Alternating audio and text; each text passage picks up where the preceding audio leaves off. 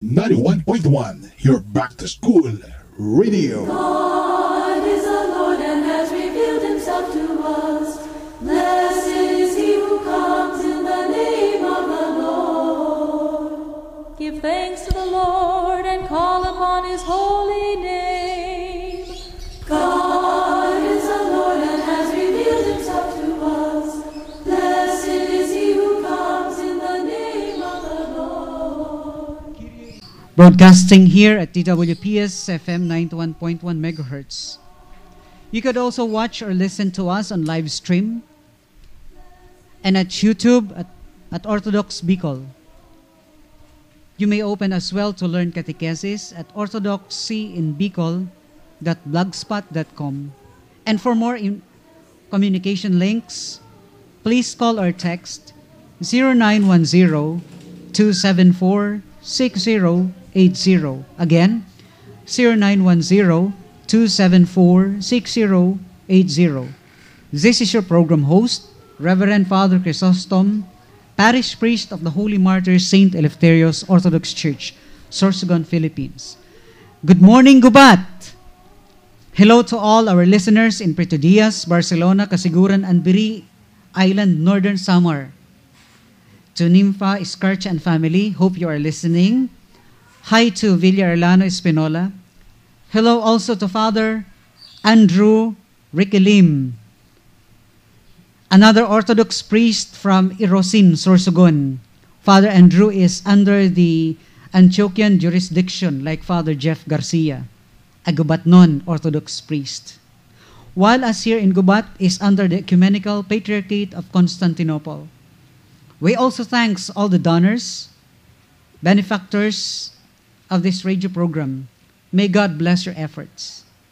Please allow me to, yours truly, to read to you a passage quoted from 1 Corinthians chapter 6, verses 9 through 10. Do you not know that the unrighteous shall not inherit the kingdom of God? Do not be deceived, neither fornicators, nor idolaters, nor adulterers, nor effeminate, nor homosexuals, nor thieves, coveters, drunkards, revilers, swindlers shall inherit the kingdom of God. First letter of St. Paul to Timothy, chapter 1.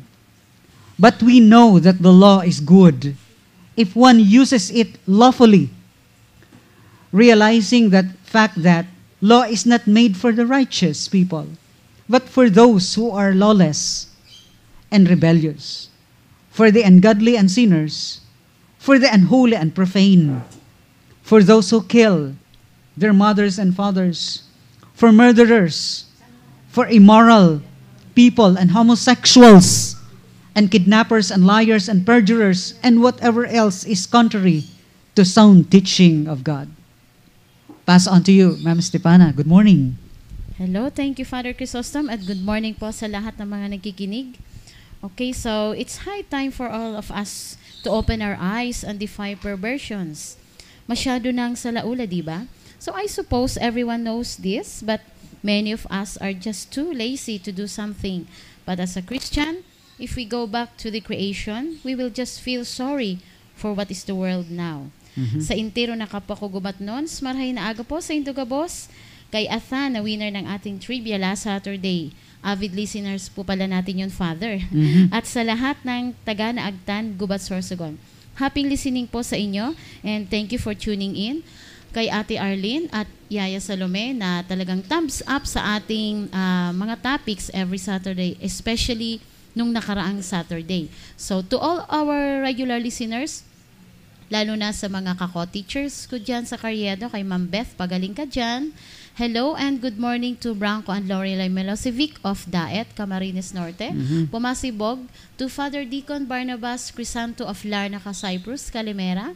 Hi also to Father Jeff, Rafael Garcia and wife, Korea Catherine of Maryland, USA. Salamat po Father Jeff sa imo prayers and encouragement sa lugar San Gubat. Kagurangnan, kahirake kami.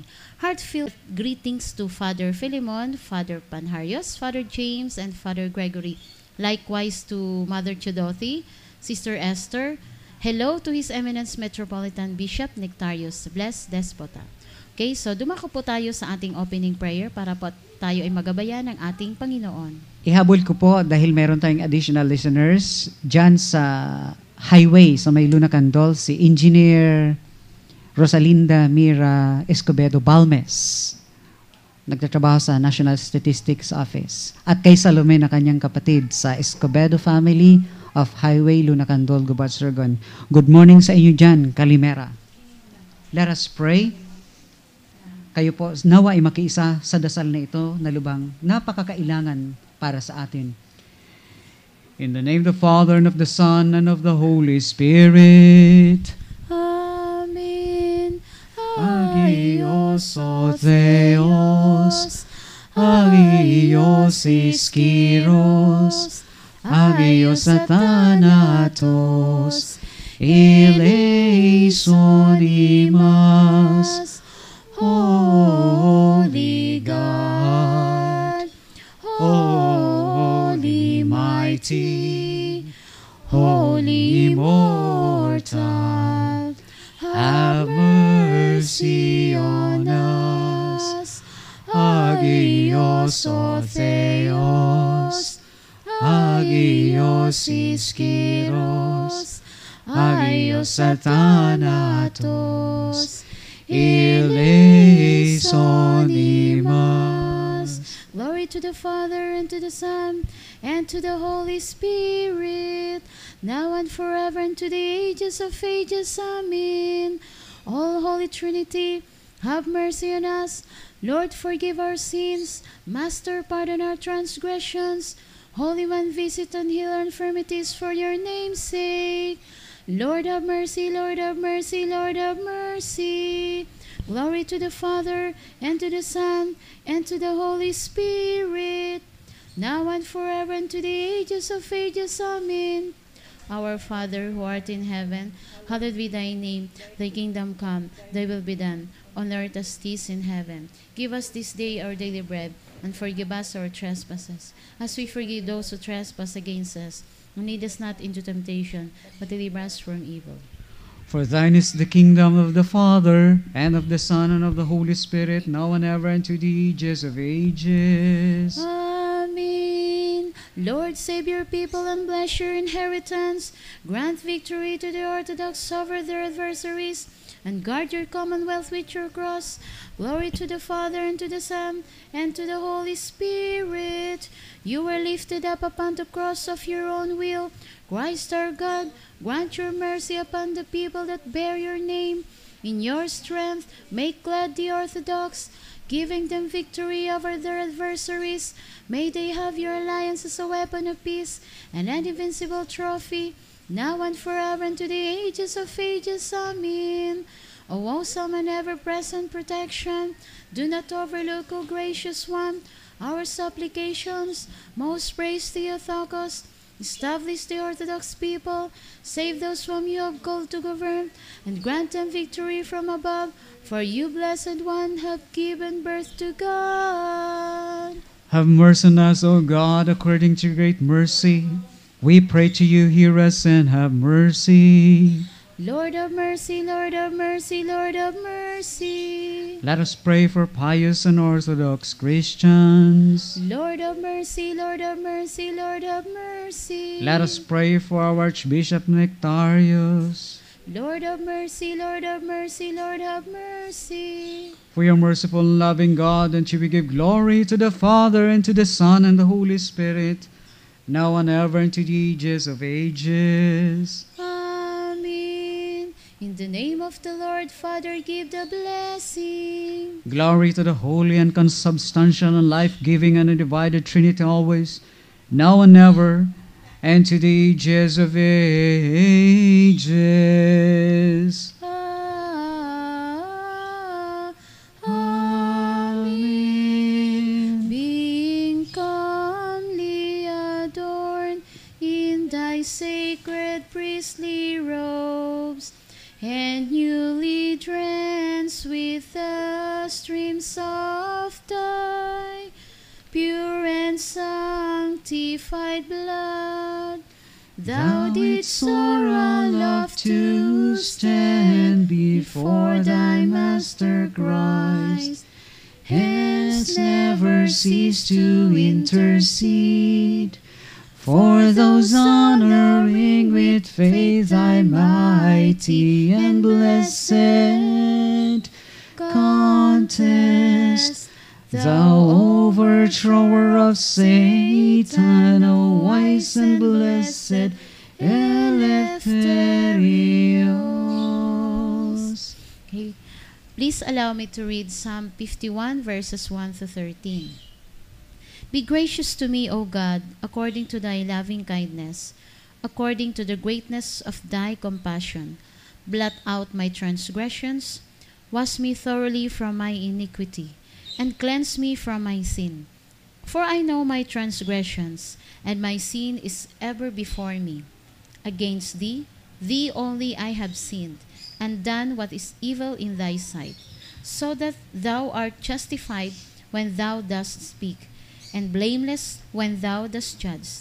Behold, I was brought forth in iniquity, and in sin my mother conceived me. Behold, thou dost desire truth in the innermost being, and in the hidden part thou wilt make me now wisdom. Purify me with hyssop, and I shall be clean. Wash me, and I shall be whiter than snow. Make me to hear joy and gladness. Let the bones which thou hast broken rejoice. Hide thy face from my sin, and blot out my iniquities. Create in me a clean heart, O God, and renew a steadfast spirit within me. Do not cast me away from thy presence, and do not take thy Holy Spirit from me. Restore to me the joy of thy salvation, and sustain me with willing spirit. Then I will teach transgressors thy ways, and sinners will be converted to thee.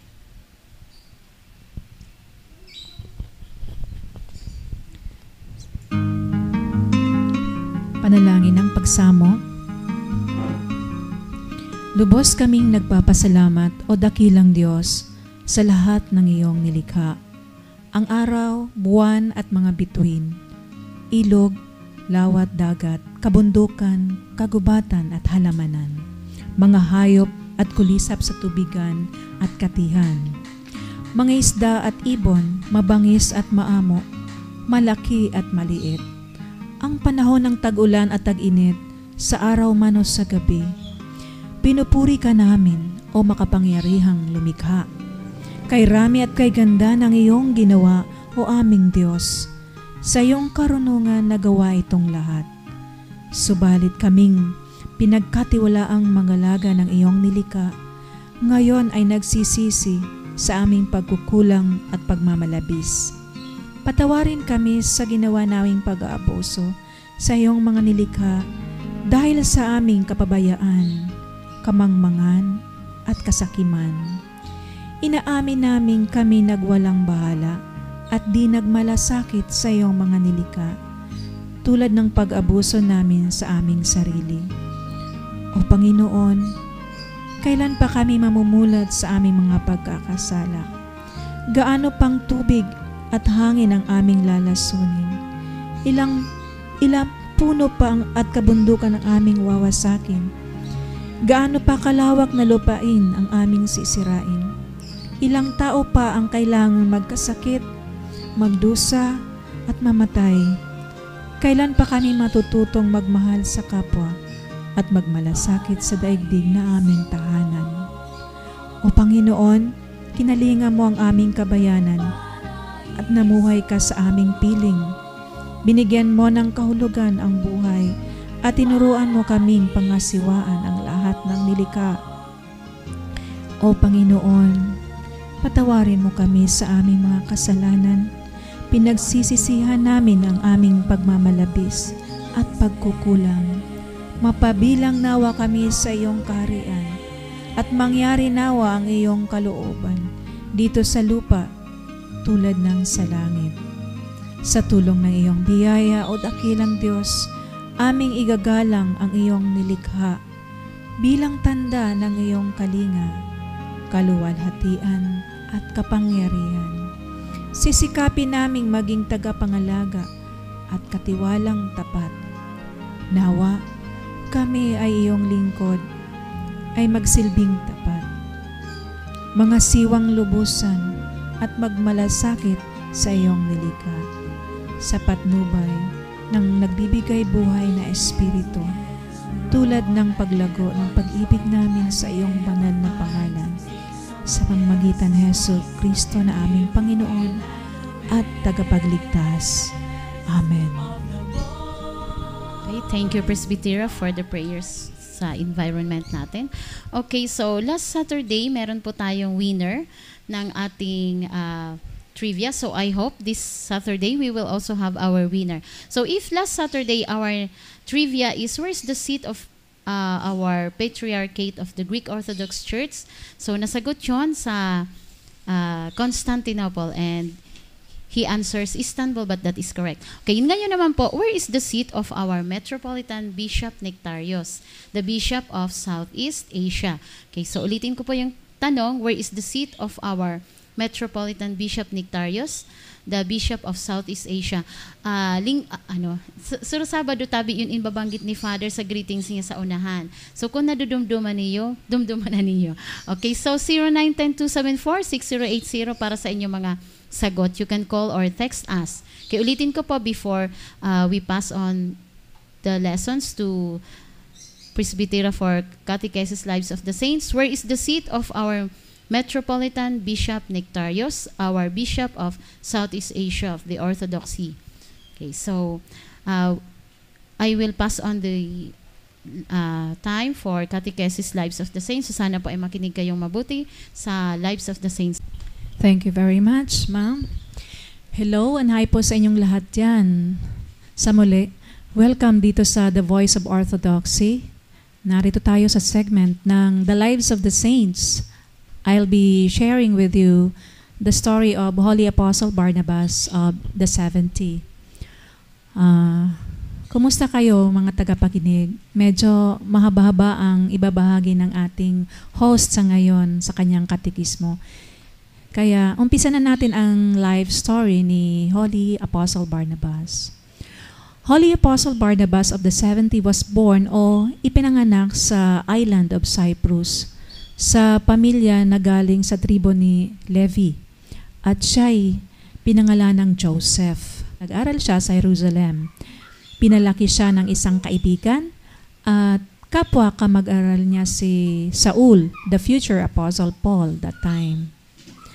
Under the renowned teacher of the law, Gamaliel, Joseph was pious. He strictly observed the fast and avoided youthful distractions.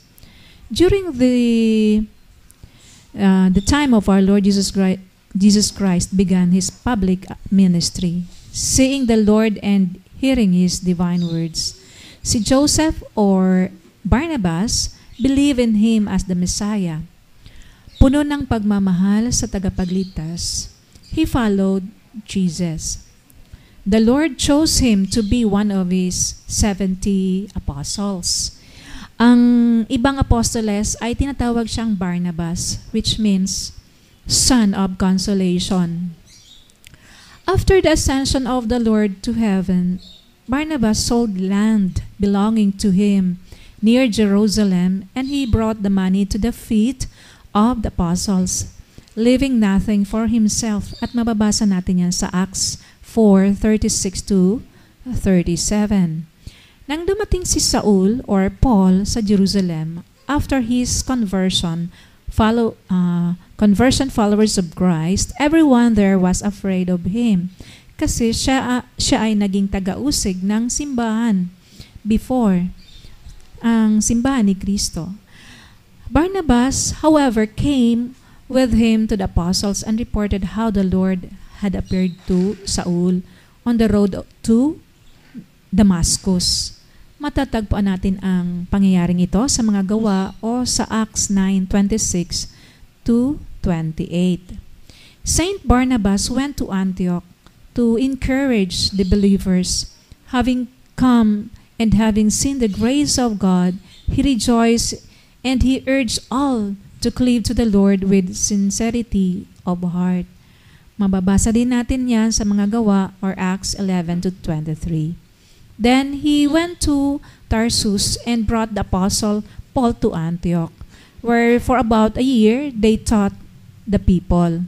It was here that the disciple first began to be called Christians. Una silang tinawag na mga Kristiyano. At yan ay mababasa din po natin sa mga gawa or Acts 11:26. With the onset of famine and taking along generous alms, Paul and Barnabas returned to Jerusalem. When King Herod killed Saint James, the son of Zebedee, and had the Apostle Peter put under guard in prison to please the Jews, Saints Barnabas and Paul and Peter were led out to the prison by an angel of the Lord. They hid out at the house of Barnabas' Aunt Maria. Later, when the persecution had quieted down, they returned to Antioch, taking with them Maria's son, yung anak ni Maria na kung saan sila na nanunuluyan, na tinatawag na John. O may palayaw na Mark, so John Mark. They returned under the inspiration of the Holy Spirit. The prophets and teachers imposed hands upon Barnabas and Paul and sent them off to do the work to which the Lord had called them. You may read this in Acts 13:2-3. Arriving in Seleucia, they sailed off to Cyprus, and in the city of Salamis, they preached the word. So nagturo po sila doon ang salita ng Diyos in the Jewish synagogues. On Paphos, they came across the sorcerer and false prophet named Bar-Jesus, who was close with the proconsul Sergius, wishing to hear the word of God. The proconsul invited the saints to come to him. The sorcerer attempted to sway the proconsul from the faith, but the Apostle Paul denounced the sorcerer, who thought his words suddenly fell blind. Okay.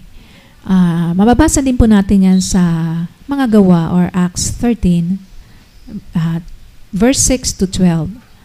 From Paphos, Barnabas and Paul set sail for Pergamum, and then they preached to the Jews and the Gentiles in Antioch and throughout all the region. The Jews rioted and expelled Paul and Barnabas. The saints arrived in Iconium, but learning that the Jews wanted to stone them, yung babatuhin sila doon, they withdrew or umalis sila to Lystra and Derbe. There, the Apostle Paul healed a man. May pinagiling si Apostle Paul na isang lumpo mula pagkabata pa nung ipinanganak siya. The people assumed that them to be the gods of Zeus and Hermes and wanted to offer them sacrifice. Sa kanilang yung pagbibilib kay Paul, tinagurian parang ang tingin na sa kanila ay mga gods. The saint just barely persuaded them not to do this. Sinabihan na hindi maganda ang ginagawa nila. That is stated in the book of Acts 14:8-18. Kasi ang lahat ng ginagawa, yung pagpapagaling nila yun ay dahilan sa ating Panginoon. Ginagawa lang na instrumento ang mga mananampalataya. When the question arose whether those converted from the Gentiles should accept circumcision, Barnabas and Paul went to Jerusalem. There they were warmly received apostles and elders. The preachers related what God had wrought with them and how had opened the door of faith to the Gentiles. That is in Acts 14:27. After long deliberations, the apostle collectively resolved not to impose any sort of burden upon Gentile Christians except what was necessary, and that is to refrain from the pollutions of idols, and from fornication, and from things struggled, and from blood. That is written in Acts chapter 15, 19 to 20. Letters were sent with Barnabas and Paul, and they again preached at Antioch. And after a certain while, they decided to visit the other cities where they had visited earlier. Saint Barnabas wanted to take Mark along with him, yung anak ni Maria. But Saint Paul did not want to, since earlier he had left them. A quarrel arose and they separated. Paul took Silas with him and went to Syria and Cilicia. With Barnabas took Mark with him to Cyprus. Okay, nasa ano din po yan sa mga gawa or Acts 15:36 to 41. Nang dumami na in-number ang mga mananampalataya, si Saint Barnabas traveled to Rome, where he was perhaps the first to preach Christ. Saint Barnabas founded the Episcopal See at Mediolanum, now Milan. And upon his return to Cyprus, he continued to preach about Christ, the Savior. Then the endangered Jews, enraged Jews, incited the pagans against Barnabas. And they led him out beyond the city and stoned him. And they built a fire to burn the body. Later, on having come upon this spot, Mark took up the unharmed body of Saint Barnabas and buried it in a cave, placing upon the saint's bosom, in accord with his final wishes, the Gospel of Matthew, which had copied on his own hand. Saint Barnabas died in about the year 62 AD at age 76.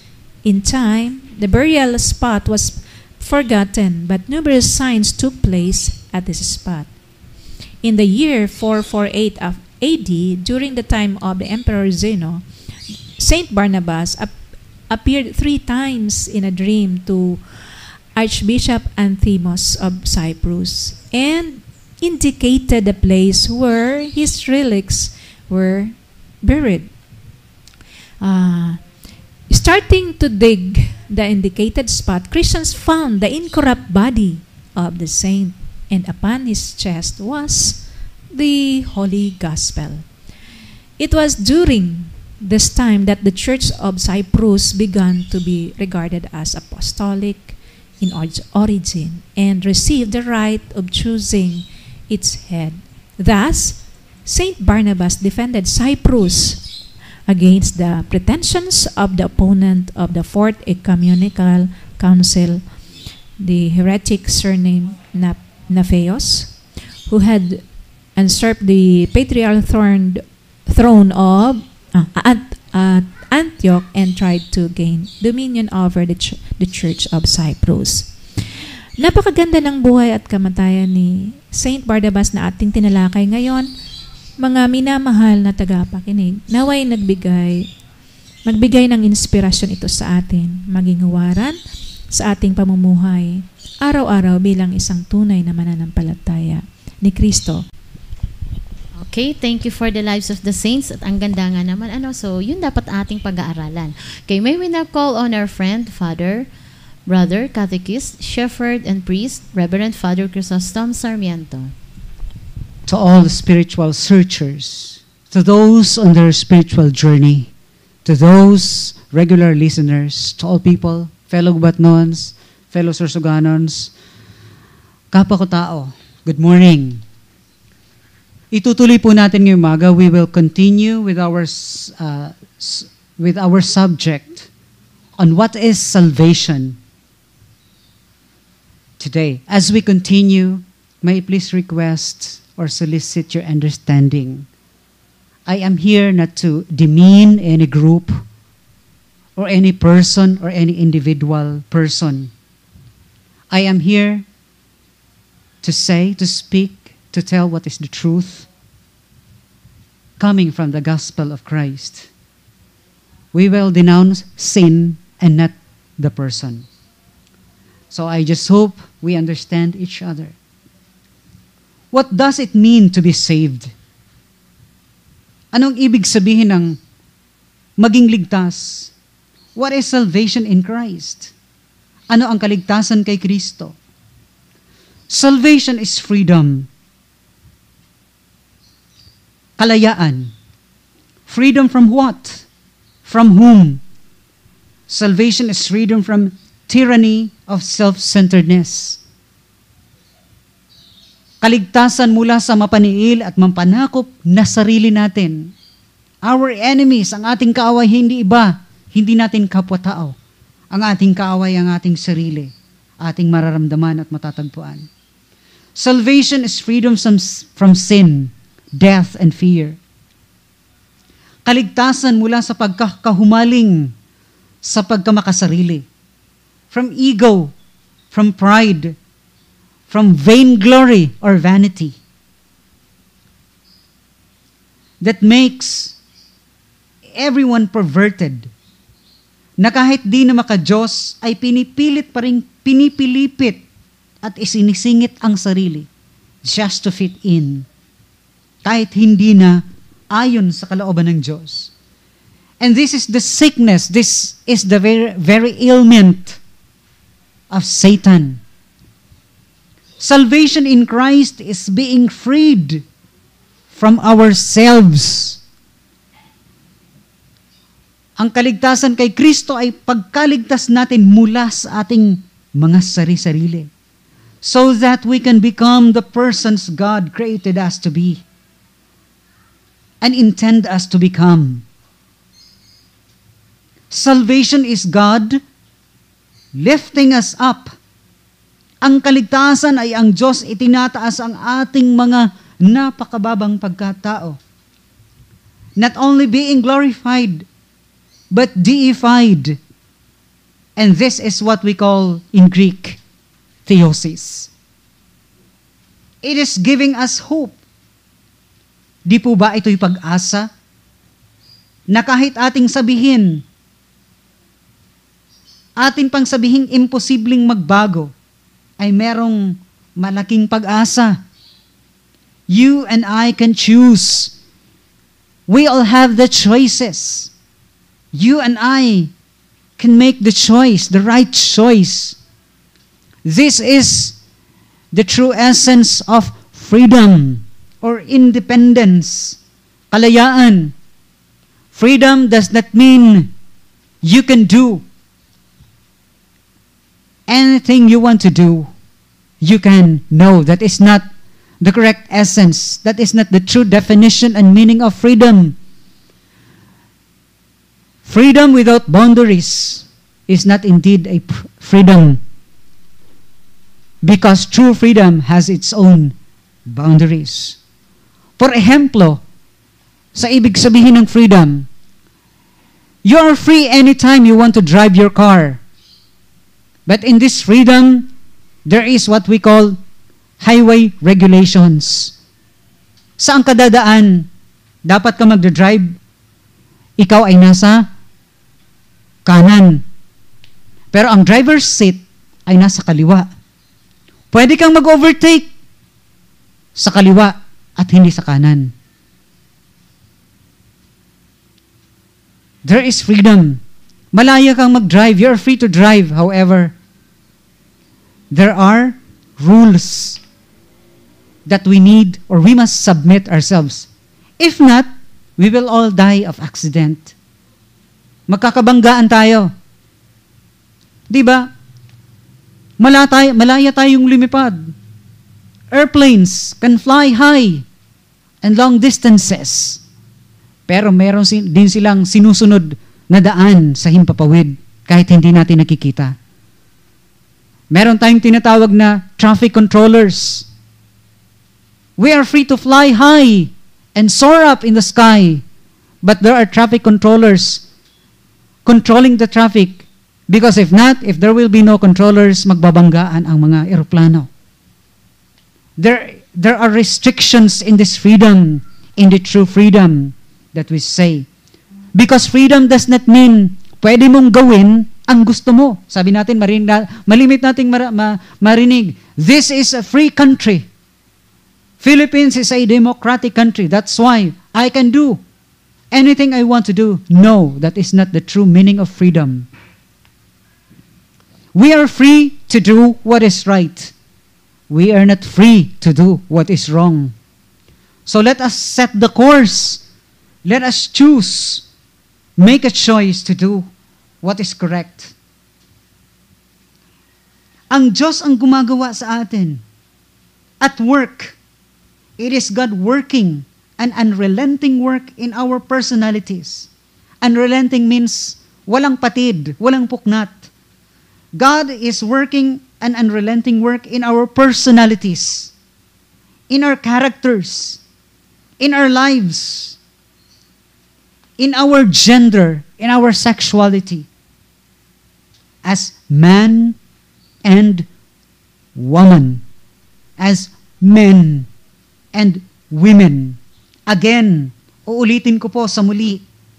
I will repeat to you once again. Wala pong third sex sa Biblia.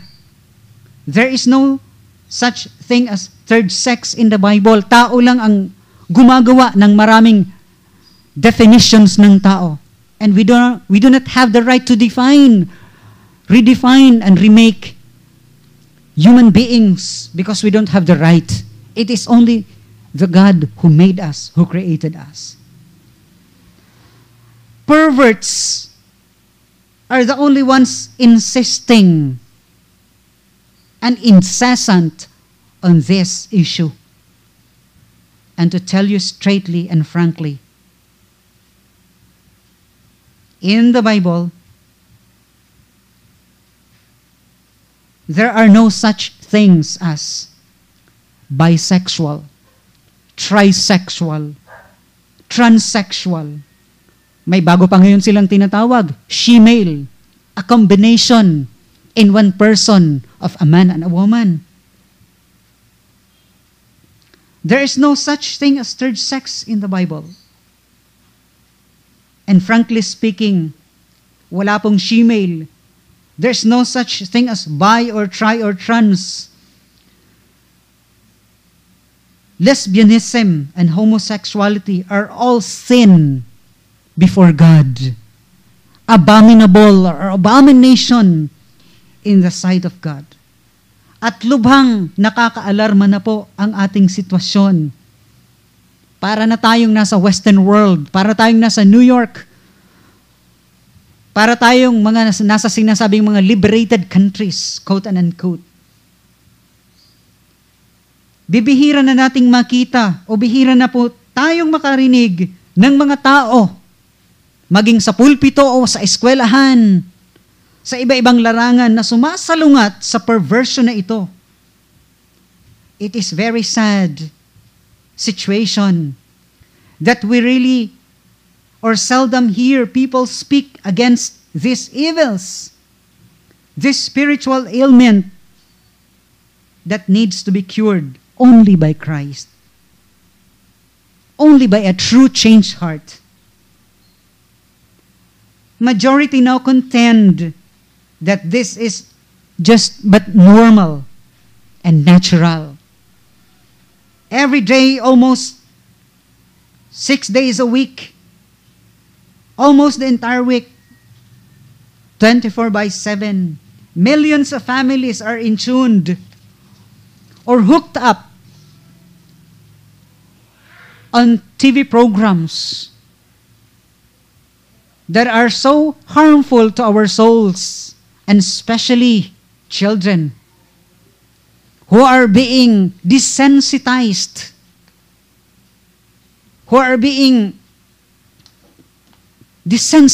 controlled, hypnotized by these TV programs. Di mo mamamalayan ang oras pag ikaw ay nanonood. And these programs are very suggestive.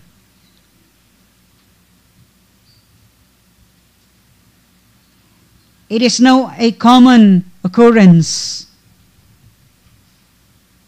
It is now a common scene on national TVs to see both men, same gender, same sex, portraying same-sex relationships. And please forgive my statement. Lalo pa silang lumalantad, and they are now more bolder nowadays. Sorry if I'm saying this. Araw-araw, makakakita ka on TV ng mga pare-parehong lalaki na naghaharutan. Tuwang-tuwa naman ang marami. Like just a few days ago on our parade during Independence Day. Palakpakan ng mga tao. Ruyagunon ang mga taga-gubat na may unasini na dati di ta nagkakairimod. Not realizing that this is evil in the eyes of God. Satan is glorified in this and not God.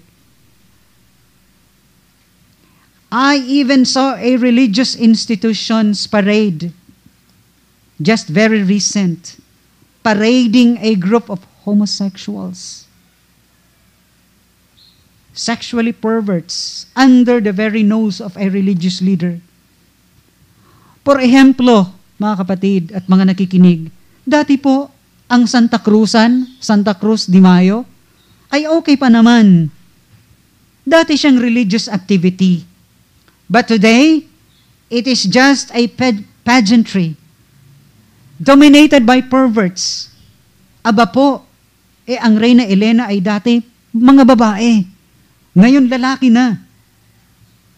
If they only understand and know the history of Santa Cruzan na totoo, and this is all about Saint Helena and Constantine the Great.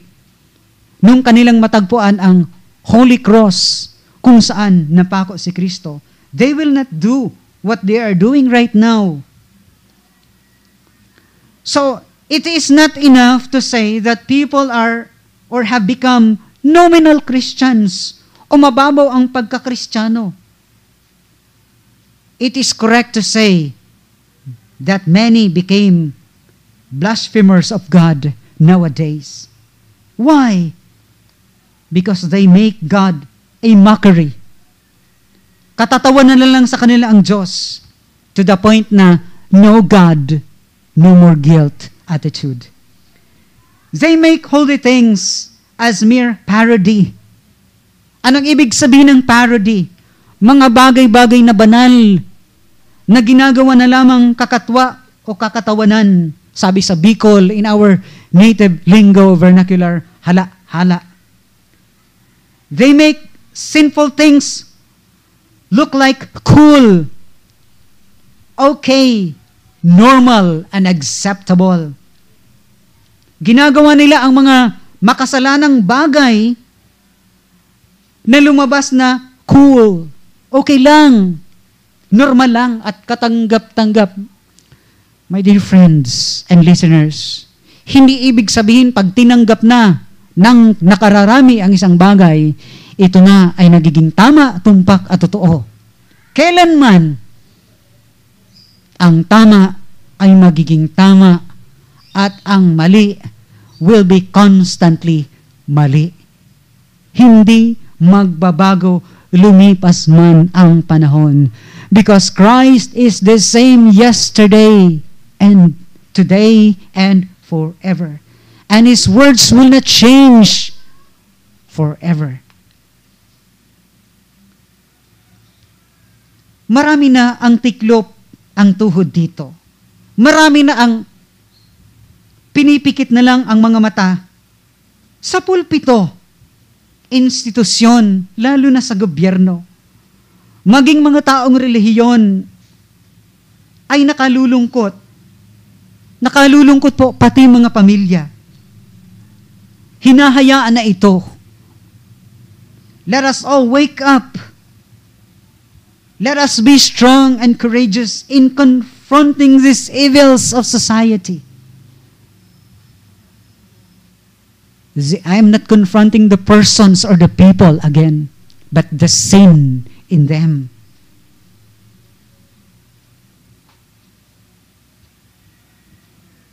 Let us together confront this, what we call culture of death, kultura ng kamatayan.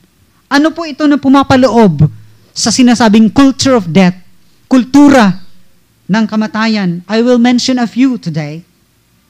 Abortion, killing of the unborn children.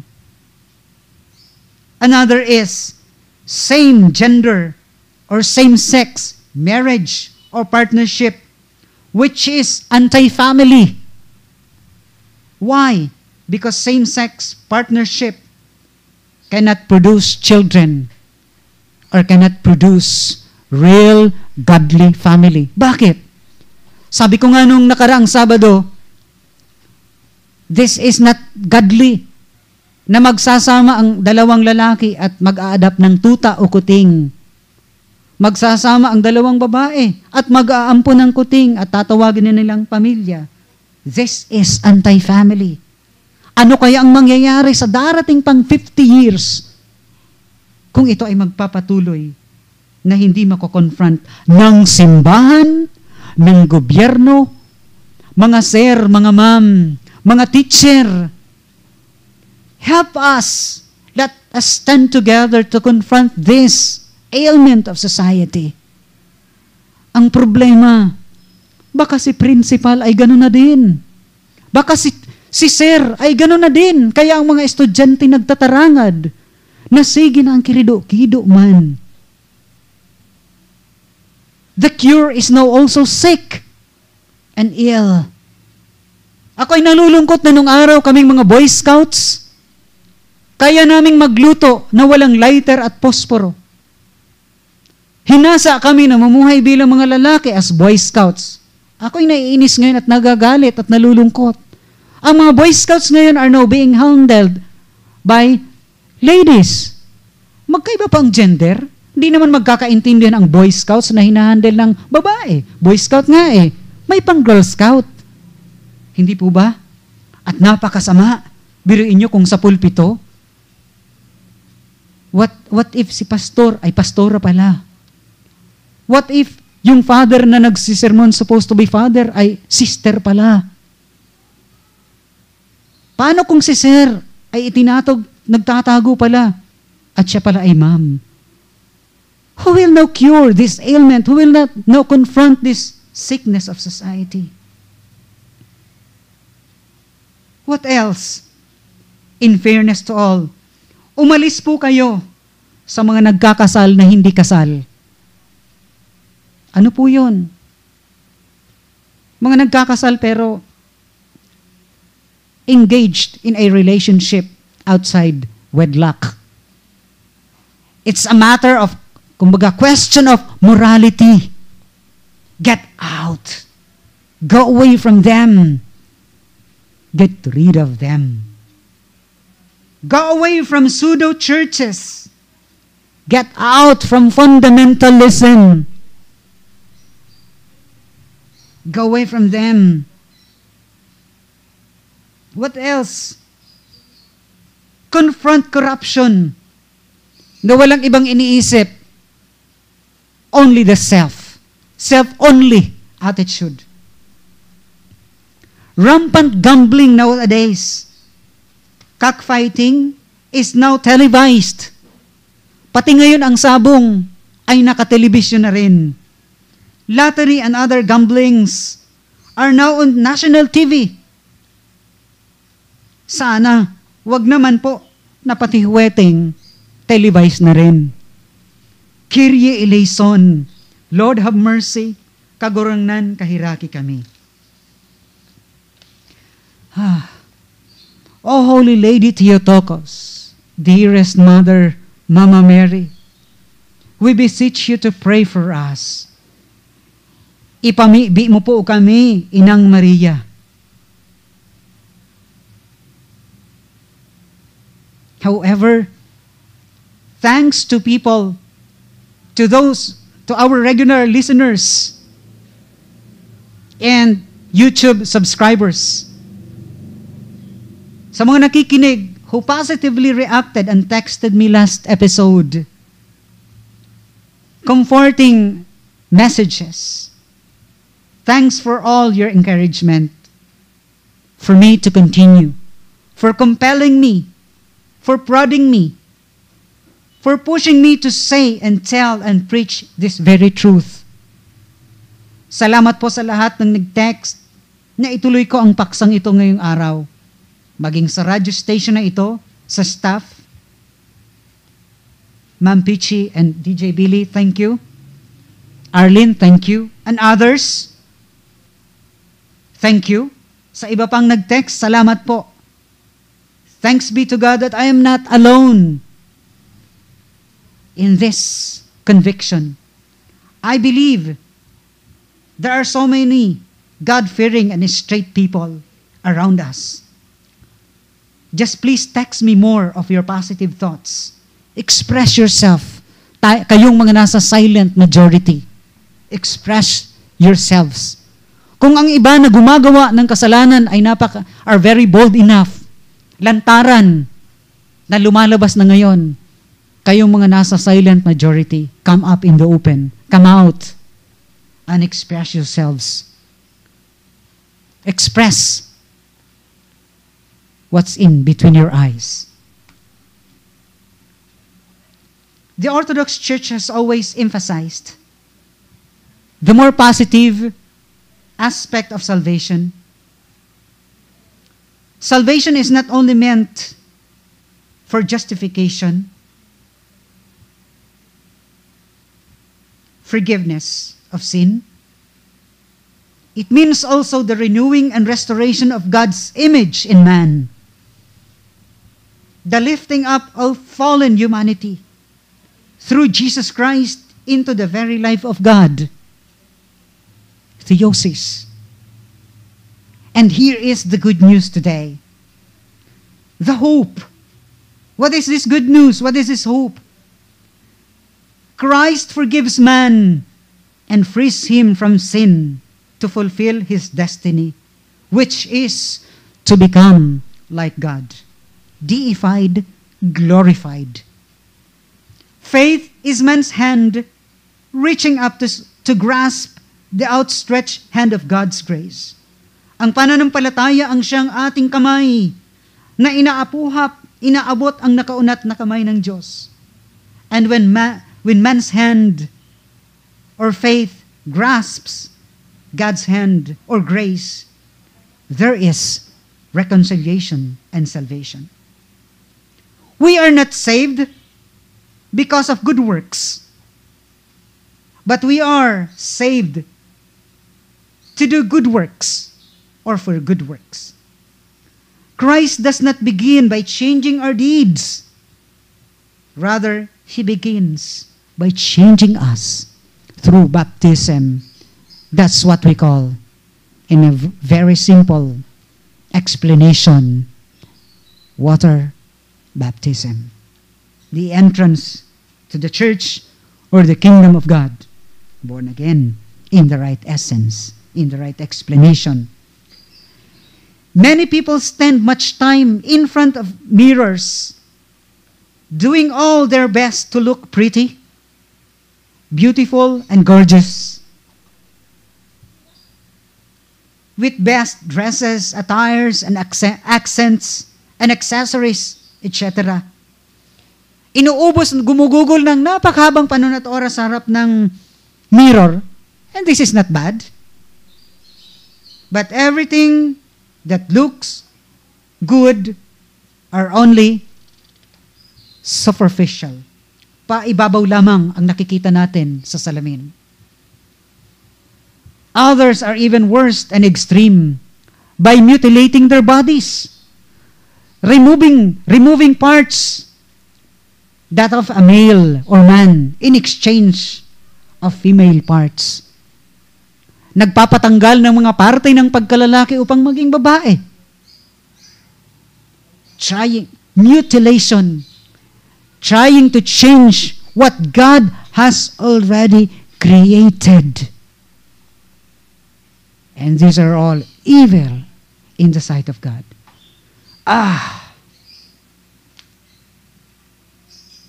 Lord have mercy. St. Paul says, the world is in anguish. The world is in agony. Dumadaing ang mundo, waiting for the true children of God to be revealed, waiting for righteousness to come out. Hayaan niyo po, nabasahin ko sa inyo. Allow me please to read to you the letter of St. Paul to the Romans, chapter 1, verses 18 and 32. First, I will be reading to you in English and then later in Filipino language. For the wrath of God is revealed from heaven against all ungodliness and unrighteousness of men, who suppress the truth in unrighteousness. Because that which is known about God is evident within them, for God made it evident to them.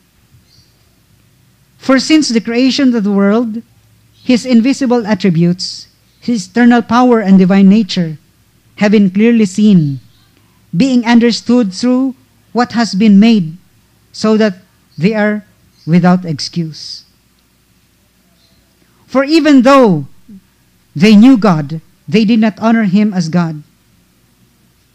Rather, they became futile in their speculations, and their foolish heart was darkened. Professing to be wise, but they became fools, and exchanged the glory of the incorruptible God for an image in the form of the corruption of men. Therefore God gave them over in the lust of their hearts to impurity, that their bodies might be dishonored among them. For they exchanged the truth of God for a lie. And for this reason, God gave them over to degrading passions. For their women exchanged the natural function for that which is unnatural. And in the same way also, the men abandoned the natural function of the woman and burned in their desire toward one another. Men with men committing indecent acts and receiving in their own persons the due penalty of their error.